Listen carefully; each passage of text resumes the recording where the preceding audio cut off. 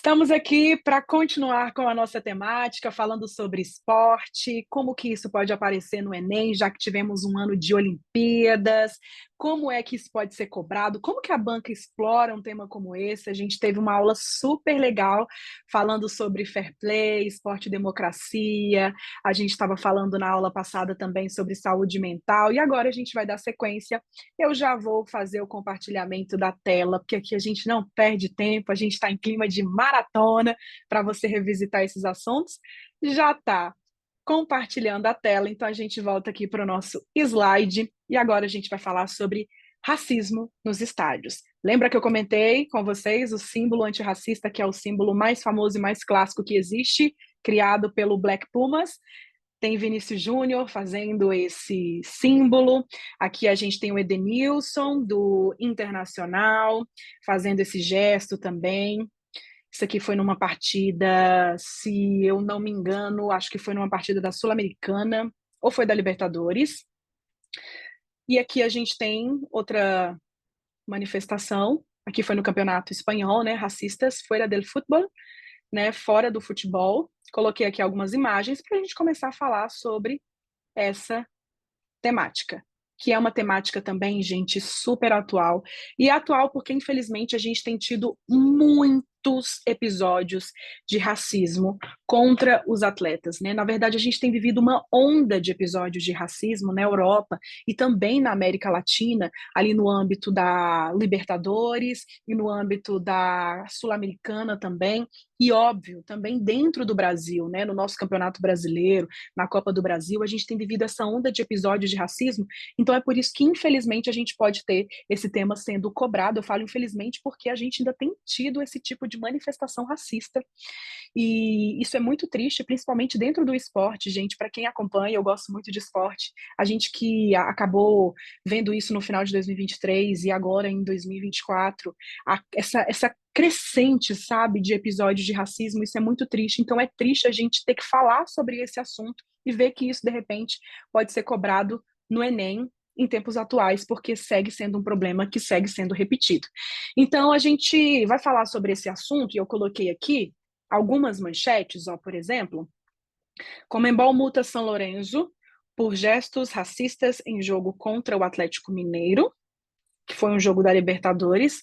E aqui tem uma manchete também falando sobre o Boca Juniors, que foi punido por episódios de racismo contra o Palmeiras. Essa partida aconteceu na Sul-Americana. Eu estou falando sobre essa punição, e aqui você está vendo que a punição ela foi aplicada pela Conmebol, porque aqui a gente precisa falar da necessidade dessas entidades do esporte e do futebol pensarem em punições e em mecanismos para banir e também punir essas manifestações racistas dentro dos estádios, dentro dos ginásios.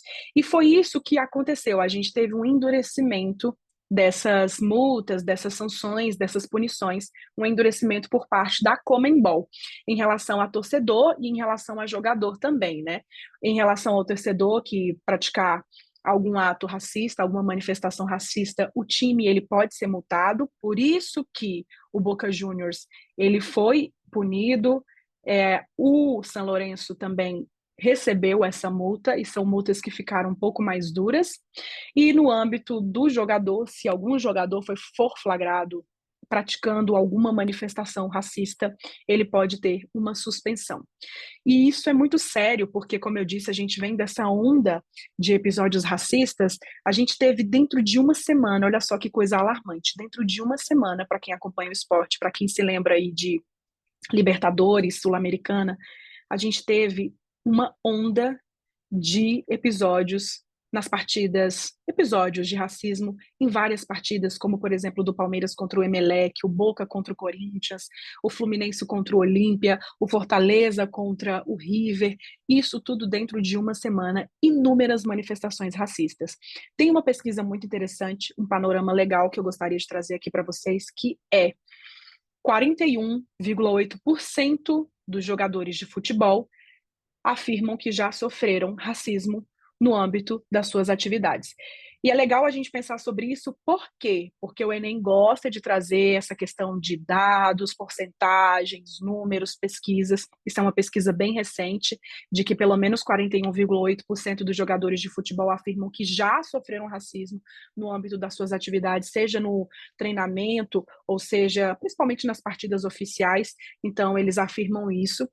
E dentro dessa questão do racismo, a gente falou da Conmebol, então a gente falou da entidade aumentar as punições para os torcedores e para os times também, porque os times precisam estar nessa luta antirracista, os times precisam ajudar a identificar esses torcedores, banir esses torcedores do estádio, então não é apenas a entidade, os times também precisam estar nessa luta.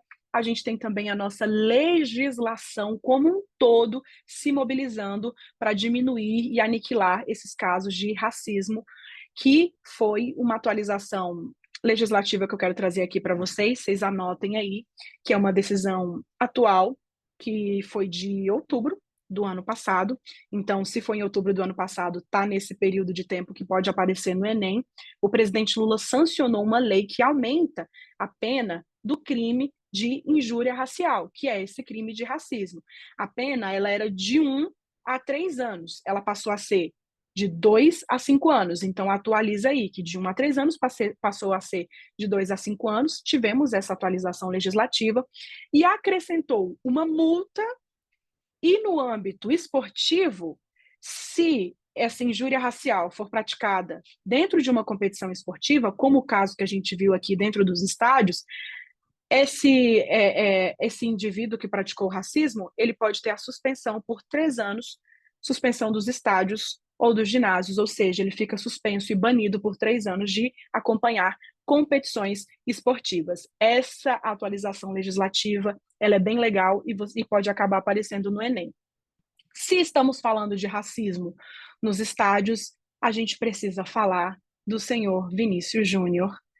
A gente precisa falar dele, que é simplesmente um símbolo na luta contra o racismo no futebol. E aqui eu trouxe essa manchete e eu colei também o tweet, né, do Vinícius Júnior, porque a gente teve uma decisão histórica e inédita na Espanha, porque a justiça espanhola puniu com prisão os torcedores que atacaram o Vinícius Júnior com insultos racistas em um estádio. Se você acompanha futebol ou acompanha o noticiário, você deve ter observado que o Vinícius Júnior, infelizmente, ele foi alvo de inúmeros insultos racistas na Espanha. No Campeonato Espanhol, ele é jogador do Real Madrid, então, assim, no Campeonato Espanhol, ele na La Liga, enfim, ele teve a infelicidade de sofrer inúmeros insultos racistas e ele comprou essa briga e ia para o Twitter, ia para as redes sociais, falava que ele não ia deixar de se manifestar, falava que ele ia lutar até o fim, até que ele conseguiu. Dentro desse processo, a condenação histórica foi, gente, a primeira condenação na Espanha por um crime de racismo praticado no âmbito do futebol. Então é por isso que ele colocou esse tweet, que eu vou ler para você aqui agora, que eu vou até expandir a tela, porque foi um marco dentro do esporte, que ele disse: muitos pediram para que eu ignorasse, outros tantos disseram que a minha luta era em vão e que eu deveria apenas jogar futebol. Mas, como sempre disse, não sou vítima de racismo, sou algoz de racistas. Essa primeira condenação penal da história da Espanha não é por mim, é por todos os pretos. Que os outros racistas tenham medo, vergonha e se escondam nas sombras. Caso contrário, estarei aqui para cobrar. Obrigado à La Liga e ao Real Madrid por ajudarem nessa condenação histórica. Vem mais por aí. Então, Vinícius Júnior, ele se tornou esse símbolo na luta contra o racismo no futebol. Então, mais uma vez, a gente que já estava falando sobre essa temática, né? Estávamos falando sobre essa temática quando a gente conversou sobre esporte e democracia, né?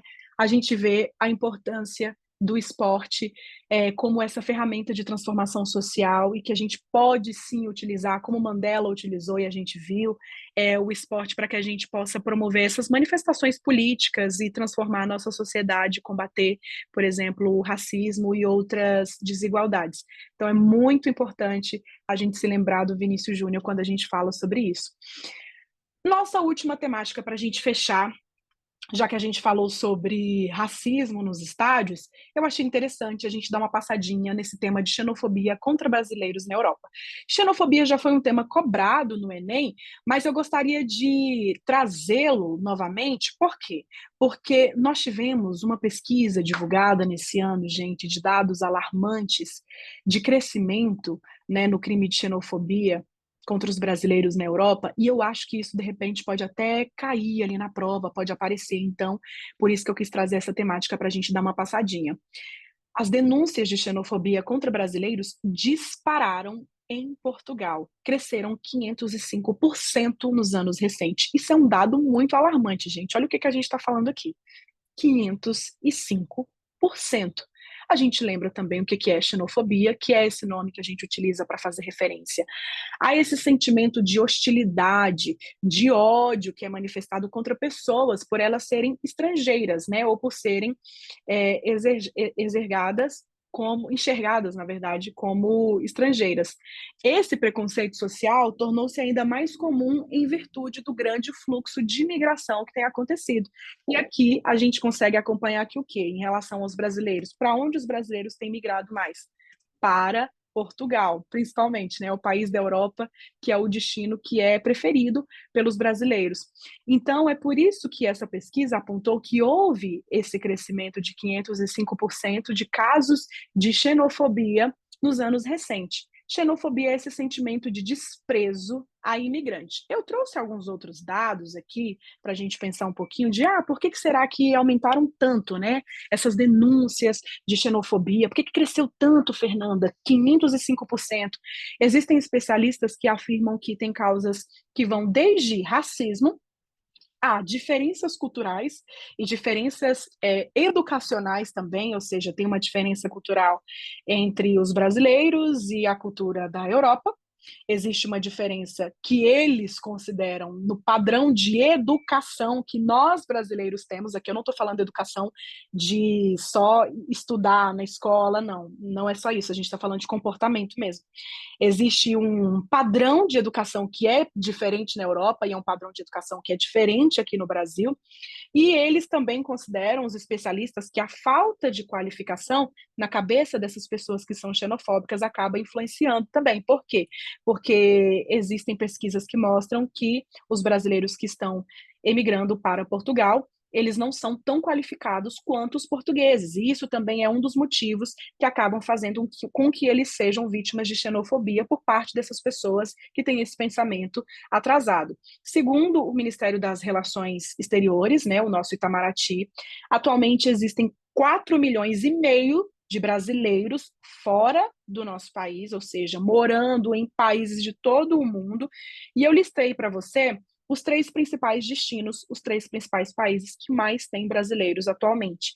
Temos os Estados Unidos, que tem quase 2 milhões de brasileiros morando atualmente. Portugal é o segundo destino, com 360 mil brasileiros, por isso que a gente teve essa crescente também de casos de xenofobia, porque também cresceu a imigração para Portugal, e a gente tem o Paraguai como o terceiro país que mais tem brasileiros, 254 mil brasileiros atualmente, são dados atuais do Itamaraty, dados bem interessantes para você anotar. Vamos fazer uma questãozinha que envolve xenofobia, para você entender mais ou menos como é que a banca pode te cobrar isso? Eles colocaram lá um texto, que não foi um texto tão importante assim, por isso que eu não colei aqui, porque é mais interessante a gente analisar as alternativas. Era um texto que refletia sobre a xenofobia na Europa, mas a gente consegue resolver sem a análise desse texto. Que aí a gente consegue enxergar aqui, principalmente esse conceito, né, a manifestação da xenofobia na Europa. Letra A, o multiculturalismo se apresenta como um dificultador nas relações sociais. Letra B, a educação intercultural deve insistir na aceitação da condição do outro. Letra C, preconceito étnico, na verdade, é uma característica perene da sociedade europeia. Isso aqui definitivamente não, porque se tem uma coisa que faz a pessoa praticar xenofobia é o preconceito étnico, ou seja, contra a etnia daquele sujeito que é estrangeiro. Letra D, O rechaço aos imigrantes é um problema solucionável a longo prazo. E a letra E, a xenofobia seja entendida como uma doença física grave. Não é uma doença física grave. Então, segundo o texto que a questão tinha colocado, a alternativa correta é a letra B, a educação intercultural deve insistir na aceitação da condição do outro, ou seja, na aceitação do outro indivíduo, mesmo que sendo estrangeiro, como um ser pertencente àquela comunidade, àquele país, para que a gente possa ter uma diminuição nesses casos de xenofobia. Foi isso que eu quis trabalhar nessas aulas, envolvendo esporte, quis dar uma passadinha também nesse tema de xenofobia que você pode encontrar na sua prova. Eu espero que você tenha aproveitado. Estamos no meio dessa nossa maratona. Nós temos mais aulas aí pela frente. A nossa próxima aula vai ser sobre dengue, que é um assunto também que a gente precisa conversar. Então, a gente volta daqui a pouquinho. Vamos seguir estudando. Um beijo para você.